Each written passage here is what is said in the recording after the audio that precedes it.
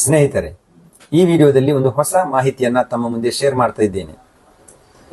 ಪಾಸ್ಪೋರ್ಟ್ಗೆ spouse name ಅನ್ನ add ಮಾಡುವ ಬಗ್ಗೆ, ನಮ್ಮ ಸಂಗಾತಿಯ ಹೆಸರನ್ನು ನಮ್ಮ ಪಾಸ್ಪೋರ್ಟ್ ಅಲ್ಲಿ ಹೇಗೆ ಆಡ್ ಮಾಡಬಹುದು, ಏನೆಲ್ಲ ದಾಖಲೆಗಳು ಬೇಕು, ಮ್ಯಾರೇಜ್ ಸರ್ಟಿಫಿಕೇಟ್ ಕಡ್ಡಾಯವೇ, ವಿದೌಟ್ ಮ್ಯಾರೇಜ್ ಸರ್ಟಿಫಿಕೇಟ್ ಮದುವೆ ಪ್ರಮಾಣ ಪತ್ರ ಇಲ್ಲದೆ ನಮ್ಮ ಸಂಗಾತಿಯ ಹೆಸರನ್ನು ನಮ್ಮ ಪಾಸ್ಪೋರ್ಟ್ ಅಲ್ಲಿ ಸೇರಿಸಬಹುದೇ ಎಂಬಿತ್ಯಾದಿ ಪ್ರಶ್ನೆಗಳಿಗೆ ಈ ವಿಡಿಯೋದಲ್ಲಿ ನಾನು ಉತ್ತರಿಸ್ತಾ ಇದ್ದೇನೆ. ಸೊ ವಿಡಿಯೋವನ್ನ ಸ್ಕಿಪ್ ಮಾಡದೆ ಕೊನೆ ತನಕ ಪೂರ್ತಿಯಾಗಿ ನೋಡಿ.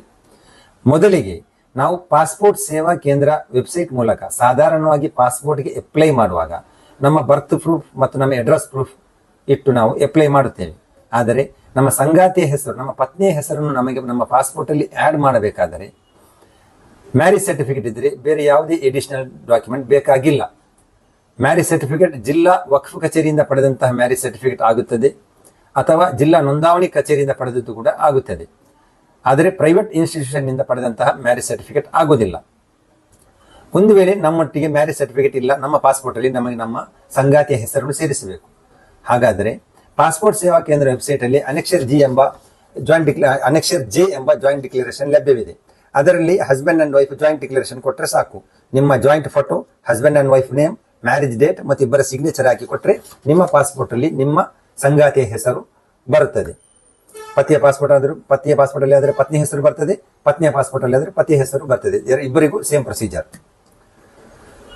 ಇನ್ನು ನೀವು ಪಾಸ್ಪೋರ್ಟ್ ಮಾಡಿದ್ದೀರಾ, ಪಾಸ್ಪೋರ್ಟ್ ಅಲ್ಲಿ ನಿಮ್ಮ ಪತ್ನಿಯ ಹೆಸರು ಕೂಡ ಉಂಟು.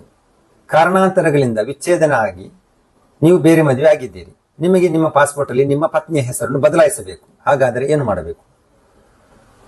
ನಿಮ್ಮ ಪತ್ನಿಯ ಹೆಸರನ್ನು ನಿಮ್ಮ ಪಾಸ್ಪೋರ್ಟ್ ಅಲ್ಲಿ ಬದಲಾವಣೆ ಮಾಡಬೇಕಾದರೆ ವಿಚ್ಛೇದನ ಪ್ರಮಾಣ ಪತ್ರ ಅಂದ್ರೆ ಡೈವೋರ್ಸ್ ಲೆಟರ್ ಇದ್ರೆ ಸಾಕು.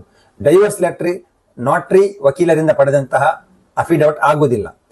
ಕೋರ್ಟ್ ಮುಖಾಂತರ ಪಡೆದಂತಹ ಡೈವೋರ್ಸ್ ಲೆಟರ್ ಅಥವಾ ಕುಲಾನಾಮೆ ಬೇಕು. ಆ ಡಾಕ್ಯುಮೆಂಟ್ ಅನ್ನ ನೀವು ಲಗತ್ತಿಸಿ ಪಾಸ್ಪೋರ್ಟ್ ಸೇವಾ ಕೇಂದ್ರದಲ್ಲಿ ನಿಮ್ಮ ಅರ್ಜಿಯನ್ನ ನೀವು ನಿಮ್ಮ ವೈಫ್ ಹೆಸರನ್ನ ಚೇಂಜ್ ಮಾಡಬೇಕು ಅಂತ ಅರ್ಜಿ ಹಾಕಿದರೆ ನಿಮ್ಮ ಸ್ಪೌಸ್ ನೇಮ್ ಚೇಂಜ್ ಆಗಿ ಬರ್ತದೆ. ಒಂದು ವೇಳೆ ನಿಮ್ಮ ಸ್ಪೌಸ್ ತೀರಿ ಹೋಗಿದ್ದು ನೀವು ಬೇರೆ ಮದುವೆ ಆಗಿ ಸ್ಪೌಸ್ ನೇಮ್ ಅನ್ನು ನಿಮ್ಮ ಪಾಸ್ಪೋರ್ಟ್ ಅಲ್ಲಿ ಆಡ್ ಮಾಡಬೇಕಾದರೆ ನಿಮ್ಮ ಹಿಂದಿನ ಮೊದಲ ಪತ್ನಿಯ ಅಥವಾ ಮೊದಲ ಪತಿಯ ಡೆತ್ ಸರ್ಟಿಫಿಕೇಟ್ ಇದ್ರೆ ಸಾಕು.